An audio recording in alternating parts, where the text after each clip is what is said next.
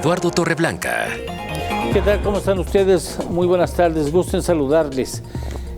México ha experimentado ya uno de los cambios más radicales en materia de justicia laboral, en general en asuntos laborales, desde que tenga historia. El artículo 123 constitucional es un cambio muy importante, pero muy importante, que debemos de conocer todos los mexicanos, estemos o no cerca del ámbito laboral y de la justicia laboral. Es obligado que nosotros conozcamos cuáles son esos cambios, qué es lo que procuran esos cambios y cómo se van a ejercer, porque se requiere más que dinero, voluntad y mucho entusiasmo en el ejercicio de una nueva dinámica en materia de justicia laboral.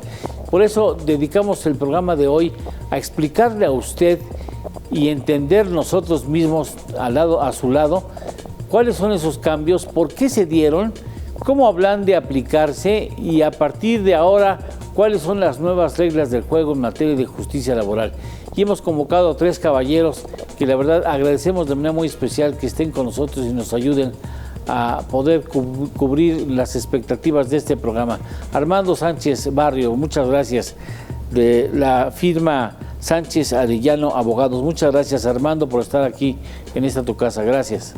Eduardo, un placer estar aquí contigo y con tu auditorio. Muchas gracias. Muchas gracias. También es el caso de Óscar de la Vega, socio fundador de la firma de la Vega y Martínez Rojas. Muchas gracias, Óscar, por estar aquí con nosotros y dedicarnos esta hora en la tarde para explicarnos esos asuntos. Muchas gracias. Muchas gracias, Eduardo. Es un súper tema y un placer estar contigo y tu auditorio. Sí, tienes razón, es un súper tema. Y muchas gracias a Jorge Cervantes. Muchas gracias, Jorge, abogado, analista jurídico y miembro de la BMA. Muchas gracias por estar con nosotros, estimado Jorge. Gracias por ayudarnos a hacer este programa. Muchas gracias, Eduardo. Gracias por la invitación. Un saludo a la audiencia. Un gusto de compartir la mesa con distinguidos abogados. Muchas gracias, va a ser muy rico este programa, estoy totalmente seguro. Bueno, primero que nada, ustedes cuando se empezaba a vislumbrar la idea de hacer un cambio como el que ya hemos experimentado en México, ustedes viéndolo desde la barrera como probabilidad decían, no se va a poder o sí se va a poder y va a estar muy interesante. ¿Qué pensaban cuando se empezó a manejar la idea de estos cambios que ahora ya son una realidad? Armando. Bueno, mira, Eduardo, estos cambios, realmente una parte sustancial de los mismos nos vienen impuestos por las negociaciones comerciales que entabló México para los tratados de libre comercio, tanto el Tratado de Asociación Transpacífico, que iba a ser muy importante y después con la salida de Estados Unidos pues ya se minimizó su trascendencia, y lo más importante, con el TEMEC. Al negociar estos tratados es donde México adquiere una serie de obligaciones en materia laboral que de principio pues estaba medio renuente a tomar, pero no le quedó de otra más que tomar el toro por los cuernos, porque de alguna manera de ello dependía que caminaran o no caminaran, claro, la adhesión de México a este tipo de tratados. Entonces, no fue una decisión totalmente consciente o totalmente unilateral de México para decir, quiero mejorar mi sistema, sino es una decisión impuesta por los tratados. Y, Óscar, ¿tú cómo lo veías, Óscar? Decías, ¿México va a ceder o México no va a ceder? ¿Cuál era tu expectativa cuando se estaba conformando esta idea? Pues mira, como lo apunta Armando, desde el TPP, cuando empieza en el capítulo 19, porque Estados Unidos formaba parte de él, sí, y es más aún con el anterior TEMEC, con el anterior NAFTA, que teníamos del 2014, es decir, 1994, perdóname, 94, cuando fue el tema. El gobierno americano ya había mucha presión porque decía que los temas laborales eran un acuerdo paralelo en materia de cooperación laboral que no tenía dientes. Cuando México decide participar, dicen sí, pero el tema laboral va a ser parte esencial de esta situación. Y efectivamente, como lo pone Armando, no solamente forma parte del tratado, sino podemos formar parte de paneles arbitrales, que está todo realizado, y todo confortado. Entonces, si México le interesa, y que sí nos interesa pertenecer al mercado más grande del mundo, pues necesariamente venía la implementación de manera sólida, con un calendario, y nos están revisando la tarea de manera puntual por parte del gobierno americano. Jorge, en los sindicatos, tanto de Canadá como de Estados Unidos, estaban empuje, ¿no? O sea, estuvieron señalando que tendría que México acercarse más a las dinámicas de laborales, de democracia laboral y de justicia laboral semejantes a los que ellos tienen, porque consideraban que sacamos ventaja de tener sistemas distintos, sin un vagamente recuerdo. Esas quejas se venían presentando desde el NAFTA, como bien lo decía Oscar.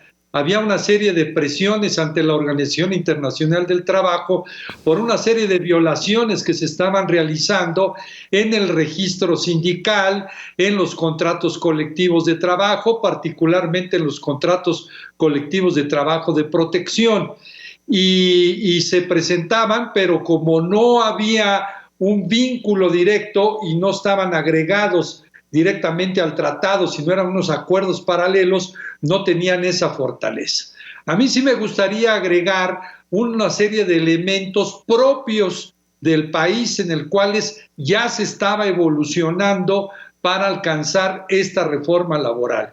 Y es lo que realizó en la administración del presidente Fox, en la cual se señaló ya por parte del distinguido maestro Néstor de Buen la desaparición de las juntas de conciliación y arbitraje, la creación de los nuevos juzgados laborales, que él los llamaba juzgados de lo social, y el voto libre, directo y secreto.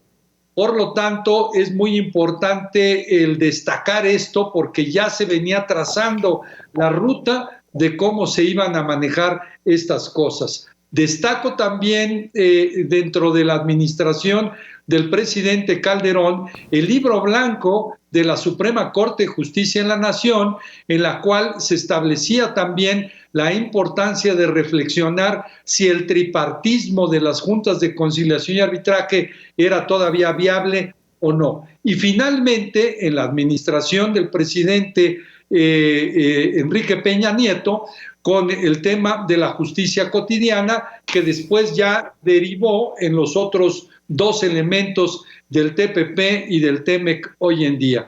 Así que sí, también tuvimos presiones acerca de cuestiones del extranjero, porque muchos países ya habían evolucionado a este tipo de cambios y nosotros nos habíamos quedado a la retaguardia. En materia económica, hay algunos economistas que señalan que México se abrió demasiado, estoy hablando del primer acuerdo, la primera generación del acuerdo comercial, que México se abrió demasiado y no se preparó, a pesar de que había plazos muy cómodos para que el país cumpliera, que México en ocasiones no se preparó o no se establecieron estrategias para que la transición no fuera tan agresiva para los nacionales. Les pregunto si ustedes, caballeros, creen que ¿fue certera la decisión de aceptar estos compromisos o nos pasamos de buena gente? Pues mira, Eduardo, yo creo que no nos quedó de otra. ¿Cuál es o sea, no hay que pensar que Estados Unidos o Canadá, por ejemplo, tienen mucho interés en el bienestar de los trabajadores en México y por eso están pretendiendo modificar las reglas laborales. Eso no es cierto. O sea, la visión de ellos es muy clara. México hace lo que técnicamente se conoce como dumping laboral. Lo que significa en palabras sencillas es México es un tramposo porque baja artificialmente los salarios en virtud de que los malos líderes sindicales se ponen de acuerdo con las empresas para poner los salarios bajitos. Y entonces todas las reglas que se le incorporaron a la reforma laboral en materia sindical tienen como columna vertebral, como eje central, el hecho de dinamitar a los líderes sindicales y pasarle el poder a los trabajadores para que eso eleve los salarios, México pierda atractivo para la inversión extranjera y la inversión extranjera se quede en sus lugares de origen, en Estados Unidos y en Canadá. ese es el fin último que se persigue con las reformas, no es el bienestar de los trabajadores en México.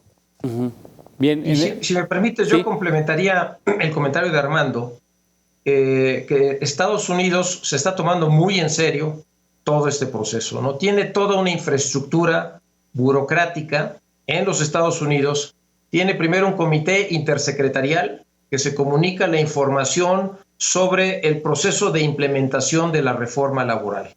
Tiene un comité de expertos integrado por 11 miembros, 9 pertenecientes a ONGs o sindicatos americanos, 2 del sector empresarial, que se reúnen de manera regular y le rinden informes al Congreso de los Estados Unidos sobre cómo estamos haciendo la tarea los mexicanos. Tienen también los agregados laborales que están en sitio de manera regular actuando, y lo que estamos viendo también es que los sindicatos mexicanos pues no han entendido bien la dinámica, ¿no? Hay muchos sindicatos independientes en este momento. Coincido con Armando de que las cláusulas de democracia sindical son las que están pegando muy fuerte. Yo creo que nos pasamos de tueste. Yo soy abogado de Volkswagen y llevé el proceso de revisión del contrato colectivo de trabajo reciente. ¿Sí? Y realmente es una incertidumbre para propios y extraños de cómo va cada trabajador a ir a esa urna a través de voto personal, libre, secreto y directo, a emitir cada uno de los 6,000 técnicos de Volkswagen a emitir ese voto. Pasamos 3 consultas para ese proceso. Yo creo que hubiera sido mucho más certero el que la elección del comité de negociación del contrato fuera electo a través de voto personal, libre, secreto y directo. Pero fuimos hasta home y yo creo que ni las empresas se pudieron preparar porque fue demasiado rápido del 2017 al 2023, que es cuando concluye todo este proceso. Los sindicatos tampoco, porque el sindicalismo, ¿cuál fue su reacción? Presentar demandas de amparo porque es un patrimonio, y cuando lo vemos con los sindicatos corporativos o llamados corporativos, esa conexión con la gente ya la perdieron. Y entonces tenemos ahora fenómenos sociales de mucha legitimidad, como es el caso de líderes nuevos como Susana Prieto, la diputada Susana Prieto, quien le entendió el juego perfectamente. Es conectarse con la base, olvídate, conectada con la gente, y el juego de redes sociales, que ha sido sumamente importante. Y finalmente, el trabajador, pues de pronto, sin mayor preparación, lo pones a votar si el incremento es suficiente o no. Pues a cualquier trabajador que le pregunta si es suficiente o no, te va a contestar que no, que quiere más. Ese para mí es el gran reto hoy por hoy que tenemos enfrente con la reforma laboral. Tomo algunos elementos de los caballeros que usted escuchó para preguntarle a Jorge. Jorge, si ellos tienen el chance de venir aquí a observar, tienen esa oportunidad de estar vigilando nuestros procesos, pregunto, una duda, ¿nosotros tenemos el privilegio también de ir allá y de andar de mirones? Podemos hacerlo, pero no con la misma dimensión y la misma rapidez que ellos lo hacen con nosotros, porque lamentablemente en el capítulo 23 del TEMEC quedó limitada nuestra participación como país para realizarlo y se tiene que agotar una serie de procedimientos previos ante el propio gobierno de los Estados Unidos mexicanos. Por lo tanto, estamos en desigualdad. O sea, pero también no hay piso parejo, no hay piso parejo. No hay piso parejo, pero también hay que decirlo que también México no ha sido muy proactivo, o los sindicatos mexicanos o las personas pro derechos humanos laborales, para proteger a los trabajadores que están allá en Estados Unidos. Entonces nada más nos colocamos en el muro de lamentos, sufriendo ese padecer, pero tampoco nosotros somos muy insistentes en ese aspecto. Ahora bien, sí, efectivamente nos llegó de sopetón, pero también vivíamos en un paraíso con esto de los contratos colectivos de trabajo de protección, que era toda una ficción. Pues tarde o temprano esa figura se iba a terminar, y fue muy rápido, y por lo tanto pues las empresas, los sindicatos y los trabajadores no estuvieron tan ágiles para poder recibir este cambio. Y sí, en las revisiones de contratos colectivos de trabajo es muy complejo después someter a la votación de los trabajadores lo que ya pactaron los líderes sindicales del comité de revisión con la empresa. O sea, ya se toma la decisión, después se va a votación. Así es, así es. Así es, sí. Y si me permites complementar algo, Eduardo, ahí muy rápidamente. Claro, por supuesto. Y no sé, Jorge y Armando, ¿esto qué va a detonar? Necesariamente huelgas. O sea, muchas de esos convenios que ya llegaste y dice tu máximo, pues el trabajador va a decir, no quiero. Por la inexperiencia, por la falta de capacidad de análisis, etcétera, por la aventura, muchos trabajadores jóvenes, hay una huelga. Y nuestro sistema jurídico de solución de huelgas está oxidado. Ándale. Por darte un ejemplo, el arbitraje o la imputabilidad de la huelga, el patrón puede someterlo para iniciar un proceso y ver si era el 7 o el 9 o el 9 y el 11% de incremento una vez que transcurrieron 60 días de huelga. Es una barbaridad. Cualquier empresa de las que están ahorita metidas, en 60 días desaparecen. Entonces, ¿qué opinan Armando y Jorge? A ver, Armando. Oye, inclusive para que el auditorio dimensione este cambio, que es un cambio verdaderamente profundo, para que lo entienda al nivel, digamos, de la cotidianidad, podíamos dividir a las empresas en dos grandes grupos. Número uno, empresas que tienen contrato de protección, donde ese contrato de protección va a terminar desapareciendo. Es imposible que continúen los contratos de protección con base en las reglas actuales. Entonces, las empresas que digan, no, es que yo estoy muy contento con mi contrato de protección y yo prefiero seguir como voy, imposible que eso suceda. Y las otras empresas, que son las que tienen un sindicato activo, tampoco es posible que digan, seguimos igual porque yo quiero mucho al líder sindical y me llevo muy bien con él, y si yo me pongo de acuerdo, como toda la vida me he puesto de acuerdo con él, no voy a tener ningún problema. Pues sí van a tener un problema, como Oscar mencionaba ahí algunos ejemplos, que ahora el fiel de la balanza ya no está en los líderes sindicales, sino está directamente en los trabajadores, y eso genera una inestabilidad brutal. Entonces, esto obliga a las empresas, para efectos prácticos, a tener un plan estratégico de relaciones laborales, sea que no tengan sindicato o sea que sí tengan sindicato, porque las cosas, lo único que es cierto es que no van a poder seguir siendo como hasta la fecha. Y hay muchas empresas que todavía no entienden esta realidad.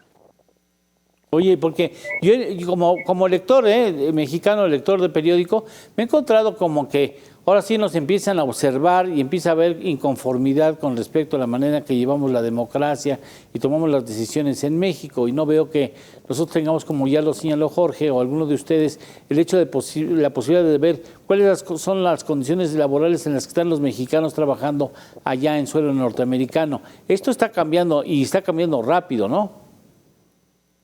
Sí, debemos de ser muchísimo más activos en eso, y por supuesto que la clave está en el título de la película: cuando el destino nos alcance, pues el destino ya nos alcanzó. O entendemos que es un cambio de cultura laboral o nos quedamos fuera del juego. Por lo tanto, deben de reaccionar y cambiar su manera de pensar, tanto las empresas, los sindicatos, los trabajadores. Y como bien lo decía Armando, la clave, el eje está en las relaciones laborales. Y también el poder entender que estamos vigilados por parte de los Estados Unidos, y también comprender que en nuestro país hay más micro, pequeñas y medianas empresas que las grandes empresas, y que debemos de hacerle mención esto a las autoridades laborales, para que también entiendan de que no todo es las grandes empresas que pueden tener la capacidad económica de poder realizar todos estos procesos. Ahora, en el sexenio, voy contigo, Oscar. En el sexenio, nada más anoto esto, si no después se me va la idea. En el sexenio de Enrique Peña Nieto casi no hubo huelgas, ¿no? Después nos van a preguntar, ¿y de qué color eran las banderas? ¿Tú te acuerdas de qué color eran las banderas cuando íbamos a huelga? Porque hace tanto tiempo que no las usamos, quién sabe dónde estarán. Pero, Oscar, ibas a hablar. Oye, sí, nada más complementando el tema, ofrece muchos retos, pero también oportunidades. Yo te voy a decir cuál veo para el auditorio en general. La libertad de asociación tiene tres aspectos para el trabajador. La libertad de decir, quiero pertenecer a este sindicato sin ninguna consecuencia legal. La libertad del trabajador de decir, permanezco en el sindicato porque es mi convicción. Pero la tercera, que es la que viene y empieza a surgir, que el trabajador diga, no quiero estar sindicalizado. Y nuestra ley favorece este principio porque los mismos beneficios de dos obreros, uno sindicalizado y otro no sindicalizado, se les mantendrán las mismas condiciones, con la diferencia que el no sindicalizado no paga cuotas sindicales. Este fenómeno en Estados Unidos ha generado una disminución en el porcentaje de sindicalización. Es más, hasta hay un término en inglés que le llaman free rider, el que va de gratis en el aventón. Entonces, la gente va a empezar a analizar, decir, oye, espérame, ¿puedo decidir o no? ¿Soy sindicalizado? Sí. ¿Pagar o no cuotas? Sí. Y entonces esto genera también otras oportunidades para empresas, sobre todo en sectores donde no es de alta manufactura, que puedan vivir en un ambiente libre de sindicatos, que antes era imposible, porque dicho sea de paso, los contratos colectivos de protección eran una reacción a la extorsión que vivían institucionalizada las empresas. Sin ningún requisito te emplazaban a huelga por firma de contrato.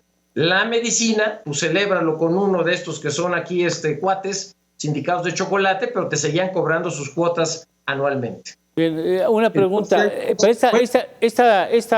Este cambio tiene para nosotros, hay dientes, ¿no? O sea, entiendo que sí, aquí hay sanciones, no hay nada que te portaste mal y bueno, te saco una tarjeta amarilla de amonestación. ¿Aquí sí hay sanciones?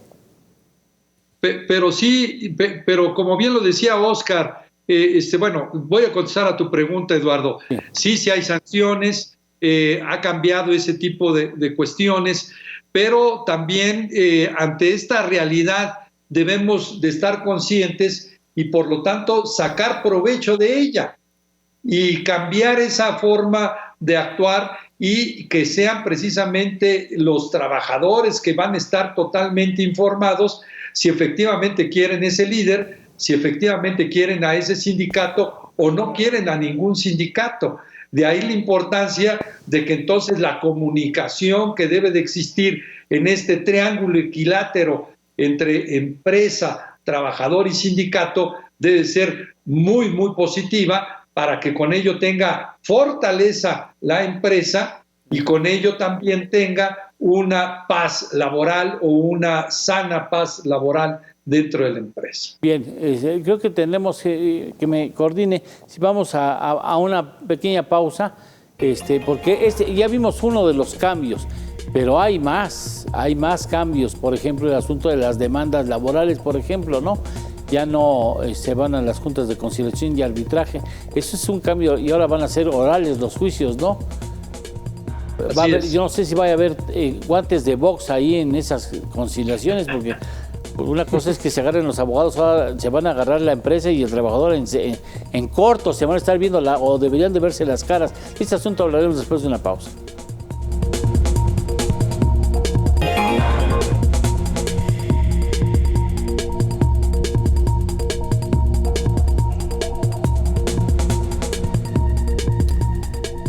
Bien, tengo un amigo que presentó una demanda en el 2019 y todavía no acaba.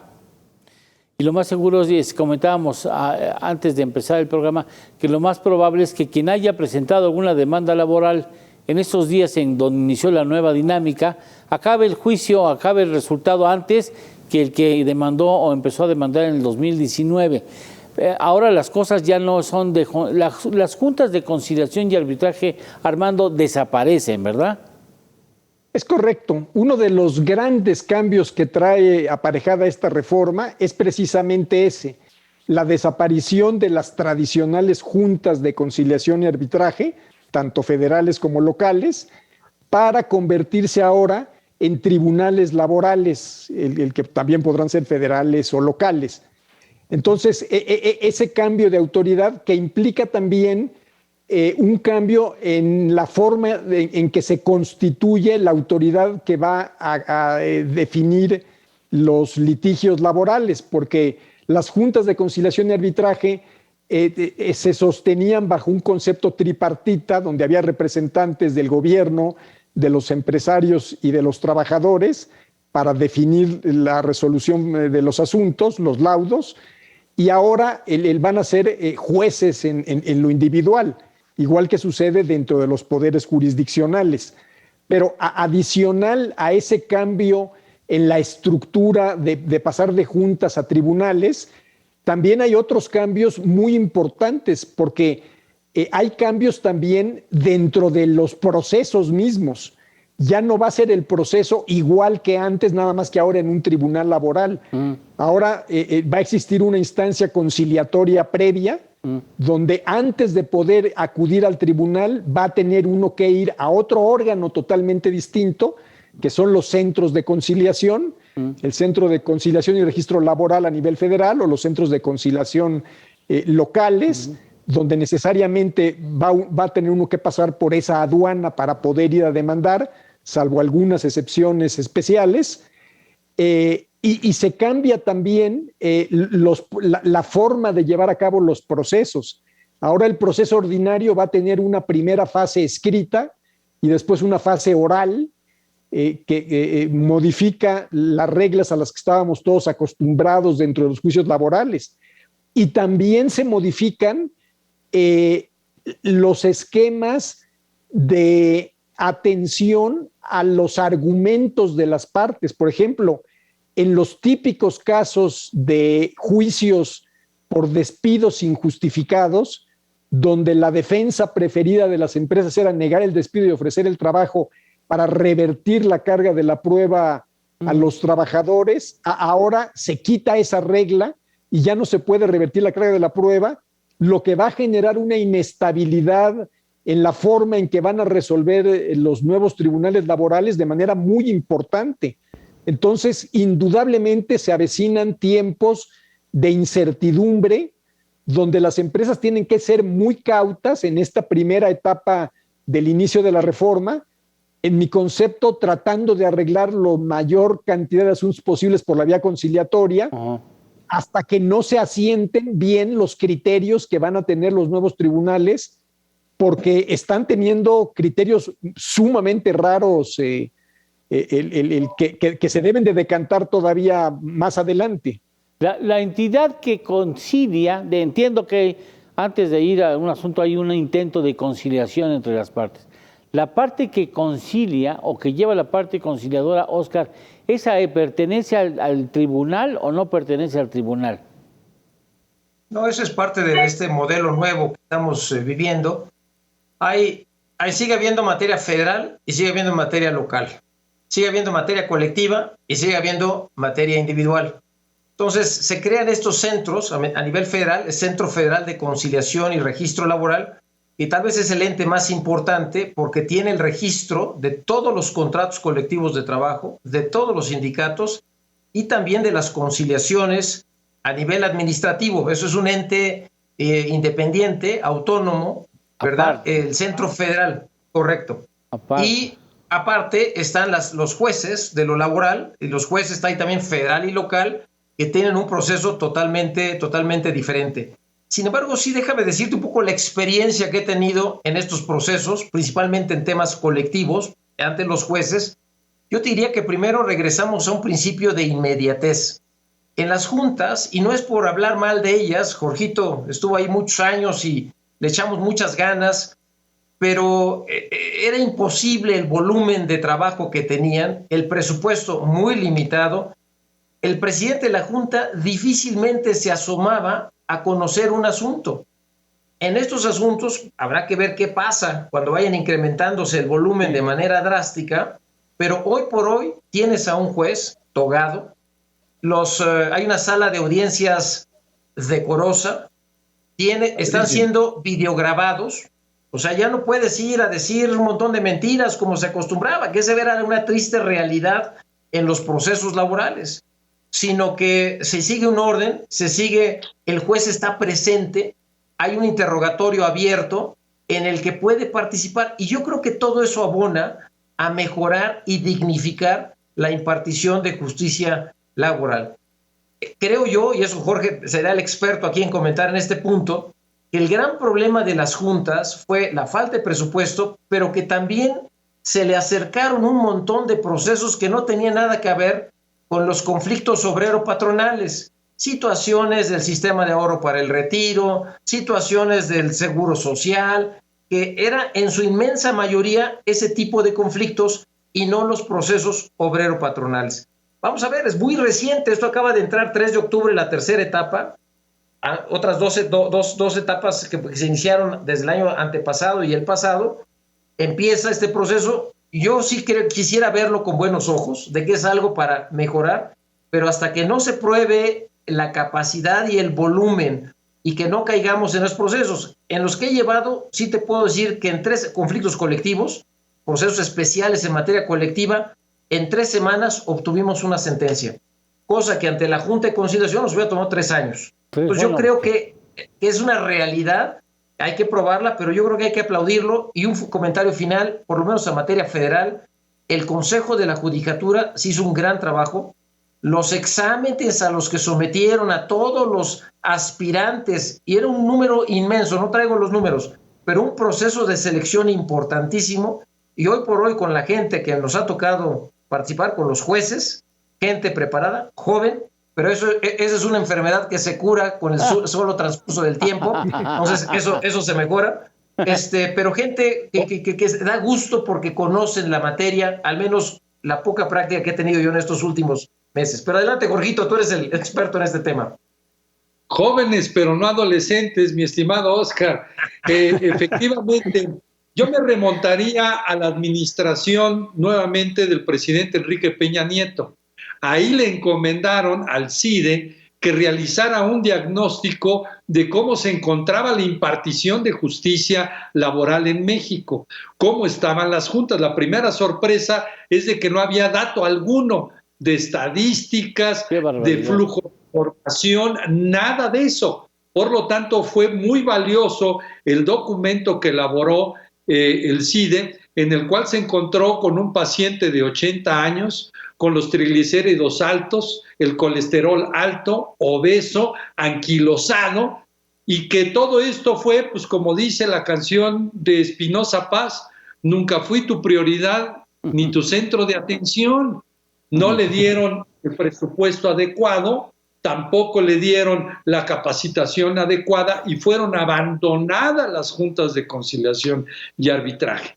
Y segundo elemento, pues todos los demás países ya habían evolucionado a tener juzgados laborales. En esas condiciones no podíamos quedar atrás. Ahora, ¿cuál es mi visión? Mi visión es de que va a ser positivo, efectivamente, la selección de los jueces federales, como bien lo dice Oscar, fue muy, muy estricta, su capacitación fue muy amplia.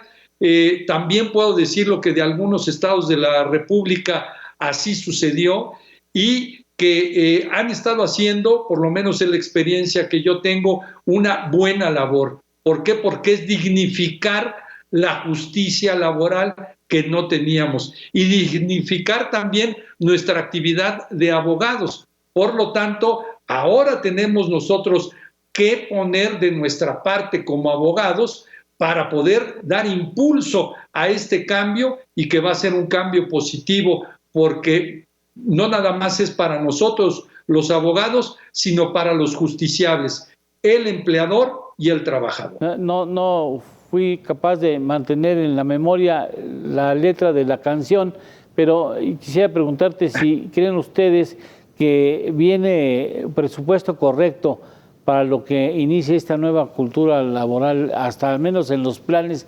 ¿Cómo ven? Porque me imagino que se necesita más dinero. Habría que destacar que hubo dinero por parte de la Federación para la implementación. La unidad de implementación de la Secretaría del Trabajo y Previsión Social fue la encargada de distribuir esas cantidades de dinero a los estados de la República, para los tribunales y para los centros locales, y también para el Poder Judicial Federal. eso ya está, pero ahorita es para la implementación. Lo importante, y estamos a tiempo para que la Cámara de Diputados le dé el presupuesto suficiente a los poderes judiciales locales, federales y a los centros locales y federales, suficiente para que se consolide la reforma laboral. De lo contrario, no lo vamos a hacer. Y un elemento más, y con esto termino esta parte, que también le den dinero a las juntas de conciliación y arbitraje, porque el trabajador y el empleador, sí, el trabajador y el empleador le va a ser exactamente igual. Mi juicio no se ha terminado. Sí. ¿Quién lo está llevando? ¿El juzgado o la junta? O sea, el que sea, que le den dinero suficiente. Sí, no vaya a pasar como las caricaturas donde una señora olvidadiza se olvida del amante que dejó en el closet, ¿no? Y que ahora estamos entusiasmados con la nueva cultura laboral, que se nos olvida las juntas de conciliación que traen con un rezago terrible. Pero bueno, ahora, además una pregunta rápida, Armando. Antes, ¿cuánto podría durar un juicio laboral? Y ahora, ¿cuánto podría durar, digamos, en promedio? Bueno, mira, estadísticamente, un juicio laboral promedio antes te podía estar durando alrededor de 3 años. Y ese es un promedio, porque hay muchos juicios que duran muchísimo más de ese periodo. En cambio, actualmente sí hay una tendencia a poder obtener una sentencia en un tiempo muchísimo menor. O sea, normalmente estamos hablando de juicios que están durando en promedio alrededor de medio año, de 6 meses. Lo cual es para celebrarse, indudablemente. No hay posibilidades, nada más lo acoto para que, si a alguien se le llegó a ocurrir esta idea, y me cambio de conciliación a la nueva cultura del juicio laboral. No hay posibilidades de que yo me voy para qué lado, no. No, bueno, aquí el problema que se está presentando es que por privilegiar a los nuevos tribunales laborales, en muchos estados de la República se está descobijando a las juntas de conciliación y arbitraje. En la propia Ciudad de México, pues acaban de despedir una cantidad muy importante de funcionarios para limitar el presupuesto de la Junta, para canalizarlo a los nuevos tribunales laborales. Pues menos van a sacar. Entonces, los pendientes. Están poniendo el incentivo de manera incorrecta para que las empresas y trabajadores que tienen asuntos en las juntas de conciliación se eternicen. Y eso es terrible. Les urge irse de vacaciones, Armando. Les urge irse de vacaciones. Ahora que nos van a doblar los días de vacaciones, yo no sé esto cómo se va a implementar, porque hay empresas muy chiquititas que no sé si pudieran pagar las vacaciones en las nuevas dinámicas, pero alguien por ahí llegó a publicar que los mexicanos son los que tienen menos vacaciones en el mundo y dijeron, eso no se va a quedar así, y de inmediatamente se doblan las vacaciones para los trabajadores. Ese es otro cambio importante que no viene necesariamente aparejado en el paquete del que estamos hablando, Óscar, pero eso es un cambio también importante, ¿no? Sobre todo para las empresas. Que tocas un tema para mí toral, man. Digo, es plausible mejorar las condiciones de trabajo, pero desde luego que sí, por supuesto que sí. Sin embargo, yo creo que se le sigue cargando mucho el peso al principal empleador de este país, que ya lo apuntas tú, es la micro y pequeña empresa. Varios de mis clientes, empresas multinacionales, pues a mí no me afecta, yo doy más vacaciones que esto. Claro. Pero cuando volteas al pequeño, al micro, al que tiene su pequeña lonchería, pues él paga 6 días de vacaciones y le duplicas de la noche a la mañana. Y déjame darte un par de datos. Primero, de acuerdo con informes del Banco Mundial, señala que a mayor rigidez y costo del empleo formal, mayor informalidad. A mayor flexibilidad de las leyes laborales, mayor empleo formal. ¿Qué está privilegiando todo esto que estamos viendo? Mayor informalidad. Y ayer leía un dato del INEGI, que en agosto del 2022, de este año, 70% del empleo que se creó fue informal. No vamos a llegar al objetivo del 1,000,000 de empleos que se preveía para este año, si acaso llegaremos a 609,000 empleos. Y déjame concluir, una anécdota de un buen profesor de Derecho Laboral que me dio clases hace algunos años.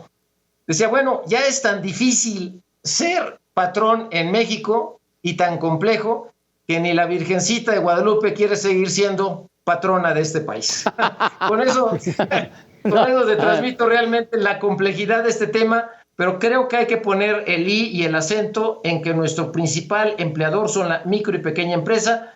No puede subirse de la noche a la mañana y duplicarse de 6 a 12 días, sino que debió haber sido por lo menos de manera gradual.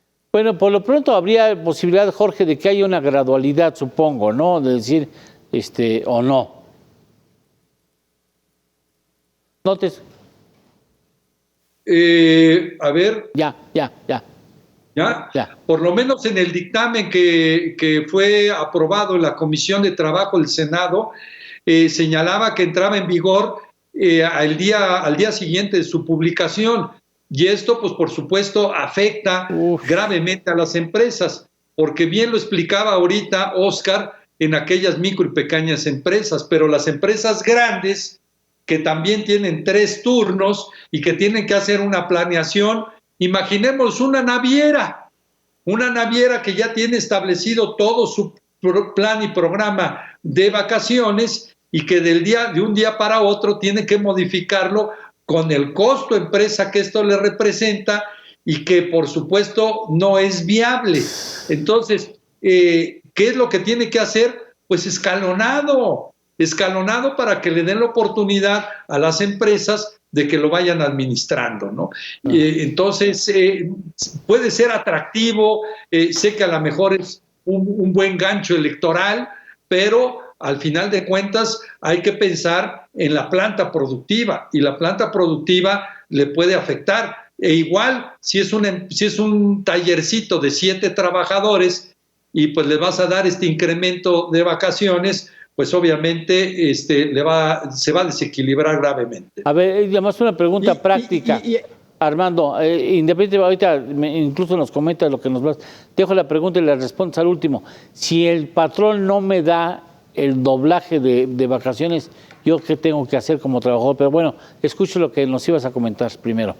Sí, bueno, en adición a lo que estaba comentando Óscar y Jorge, otro punto adicional es que al incrementarse el número de días de vacaciones, se incrementa también el monto de prima vacacional a pagar, lo que incrementa el costo del seguro social. Entonces a las empresas les va a costar más caro también el pago del seguro social. Entonces, si estamos visualizando, como perfectamente lo decía Óscar, que en este país es un país de MIPYMES, de pequeñas, medianas, micros empresas, pues esa es una afectación muy grave que se está llevando a cabo para ellas.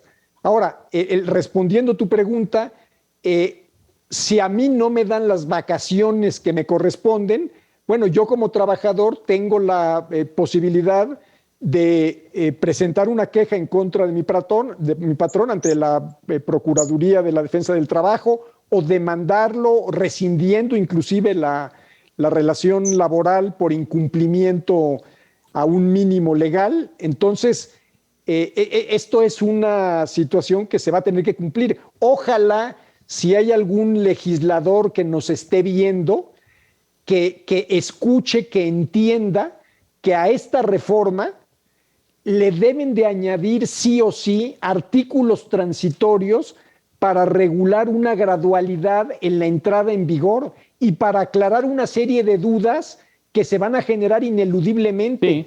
¿Qué pasa si yo ya generé mis vacaciones al momento de entrar en vigor la reforma? Sí. ¿Me las van a conceder con las nuevas tablas o con las anteriores o parte y parte? O sea, hay muchos temas que van a quedar nebulosos si no se aterrizan en los artículos transitorios. Entonces, ojalá que los legisladores que nos escuchen tomen esta nota para que hagan su trabajo correctamente. Óscar, este cambio del que estamos hablando de las vacaciones, ese no estaba incluido en el paquete del que hablamos en los segmentos anteriores, ¿no? O sea, ese salió de la chistera, ¿no? Me da la impresión de que de repente dijeron, órale, y ahí va, una extra, ¿no? Así es. Sí, Efectivamente, inclusive fueron varias iniciativas presentadas por diferentes senadoras y que todas se consolidaron en una sola de ellas. La senadora Patricia Mercado fue la que más ha estado impulsando este tema, pero me adhiero a la idea de que en el transitorio se establezca con toda precisión cómo va a ir entrando en vigor y la forma y la manera de entrar en vigor esta ley. De lo contrario, lejos de beneficiar al trabajador, va a complicarlo en su funcionamiento. Óscar. Complementando, es que, a ver, la ley establece los mínimos legales irrenunciables. Vía la negociación colectiva se van incrementando el número de días de vacaciones, la prima vacacional, el aguinaldo, etcétera, etcétera, etcétera. Entonces, pero es cada empresa, de acuerdo a sus condiciones económicas, que pueda o no incrementar, es la negociación colectiva. Entonces, realmente el subirlo por decreto y duplicarlo por decreto es lo que se nos hace sumamente fuerte y es lo que desincentiva el ser empleador en el país y lo que motiva la informalidad. Ahí está el tema, no vamos a llegar ni a 600,000 empleos este año, empleos formales. Entonces, cuando le cargas tanto, y el tema de subcontratación, y temas de las afores, de sistemas de retiro, es un montón de cambios, incrementos salariales a los mínimos de manera importante, y ahí están los efectos con el tema de la inflación. Entonces, esto yo creo que hasta donde aguante la liga, porque si no, el empleador que nos escucha, el micro y pequeña empresa, contratos de prestación de servicios y vamos a darle la vuelta, es demasiado complicado y viva la informalidad. Sí, estamos creando una economía en donde es prácticamente imposible ser formal, es muy costoso y la verdad es que este gobierno, dicho con todo respeto, se ha cargado mucho en la iniciativa privada, en la parte patronal, la parte de la actualización de las cuotas para el retiro, por ejemplo, el trabajador no puso nada y a mí me parece que es el principal beneficiario, pues debería haber puesto una parte al menos, ¿no? Y yo creo que el día que comprendamos que quizás necesitamos una profunda reforma fiscal, de donde surja el beneficio social a los trabajadores por ley, que no dependa del patrón, que dependa de los contribuyentes, en general de los contribuyentes, le descargaremos una pesada piedra en la espalda de la iniciativa privada de la empresa que pudiera ofrecer mejores salarios y sobre todo cuando no tiene la capacidad incluso de deducir los beneficios que otorga a los trabajadores, deducirlos de los impuestos que tienen que pagar. Pero bueno, es otro asunto. Ya a manera de conclusión, no sé si tengamos que ir a una pausa. Vamos a una pausa y regresamos con a manera de conclusión una idea de ustedes que han llevado maravillosamente este programa. Regresamos.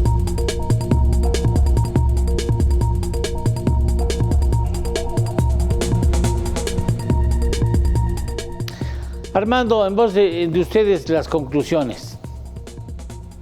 Pues yo le diría a nuestro público que amablemente nos escucha que la gran conclusión es la reforma laboral es una reforma muy profunda que afecta realmente la vida de las empresas y de los trabajadores como la hemos venido conociendo en los últimos 20 años.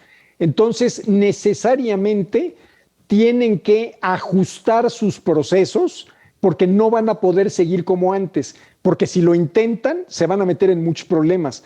Van a tener que tener un nuevo esquema de plan de relaciones laborales para ver qué es lo que van a hacer. Tienen que elaborar documentos que antes no existían, que no eran obligatorios, como por ejemplo el protocolo en contra de la discriminación, violencia, hostigamiento, acoso, trabajo forzoso y trabajo infantil. Tienen que modificar sus contratos de trabajo con las nuevas cláusulas que obliga la reforma. Tienen que tomar en consideración que los juicios ya no los van a poder tramitar los tradicionales por despido injustificado como siempre. Entonces, todo esto implica prepararse para que cuando llegue el momento sepan qué hacer, porque los plazos son muy cortitos. Entonces es una invitación a la acción de parte de quienes nos están escuchando. Óscar, gracias, Armando. Óscar. Mira, yo complementaría el comentario de que definitivamente son nuevas reglas. Antes jugábamos fútbol en cancha de tierra y hoy vamos a jugar polo en cancha totalmente con pasto. Entonces, ya no puedes seguir con los mismos jugadores ni con las mismas reglas, sino que tienes que pensar de manera diferente. Yo creo que va a haber dos Méxicos, un México TEMEC, que es el listado de aquellas empresas que señaló Estados Unidos en su ley de implementación. Son como 10 industrias: automotriz, autopartera, aeroespacial, metálica, cementera, panaderías industriales, etcétera, cosméticos, que tienen que establecer un sistema, si me permites la expresión, kosher, de la forma en la que deben de respetar los principios de libertad de asociación y libertad de negociación colectiva. El resto, y que son estas empresas que exportan de manera importante hacia los Estados Unidos, porque sí es el objeto el hacer más difícil esa exportación a través de la implementación de aranceles. Estas empresas tienen que pensar doblemente y respetar, pero de manera total y absoluta, los derechos de libertad y de acción colectiva. El resto del país vamos a ir en un cambio, pero un cambio más gradual, que ofrece oportunidades, e insistiría que se vea como una opción el vivir en un ambiente libre de sindicatos. Jorge. Es una gran oportunidad que tienen las empresas, los sindicatos y los trabajadores para montarse a la nueva cultura laboral. Hoy sí es una nueva cultura laboral. En el centro van a estar los trabajadores, en el centro van a estar los derechos humanos de los trabajadores, van a invocarse muchísimo los tratados internacionales de la Organización Internacional del Trabajo, de la Corte Interamericana de Derechos Humanos, y por supuesto esto va a girar alrededor de nuestras relaciones laborales. Bien. Debemos de tener estas acciones muy definidas dentro de las empresas y estar conscientes de ello. Bien. Adicionalmente, queda también en nuestras manos el poder aportar que este cambio se realice en beneficio del país, en beneficio de la fuente de trabajo, aunque sea micro, pequeña, mediana y grande empresa. Gracias. Los juicios van a ser totalmente diferentes y precisamente tenemos que prepararnos para ello. Bien. Las juntas de conciliación y arbitraje continuarán su labor, nada más no recibirán nuevos juicios. Jorge, muchas gracias. Les agradezco mucho, caballeros. Gracias, Armando. Gracias a Óscar y a Jorge. Gracias por habernos ayudado a entender ese proceso tan importante de cambios en nuestro país. Hasta la próxima. Muchas gracias a usted, bien informado, con Yolín Ramírez, por supuesto. Lalo, qué gusto saludarte a ti y al auditorio. En minutos vamos a tener dos mesas. La primera, una mesa de debate sobre si la Alianza Va por México tiene futuro, después del debate del día de hoy, en el que se analiza si las fuerzas de seguridad deben continuar en labores de seguridad pública, y también una mesa con legisladores. Te escuchamos con mucho gusto. Gracias. Vamos a una pausa. Volvemos.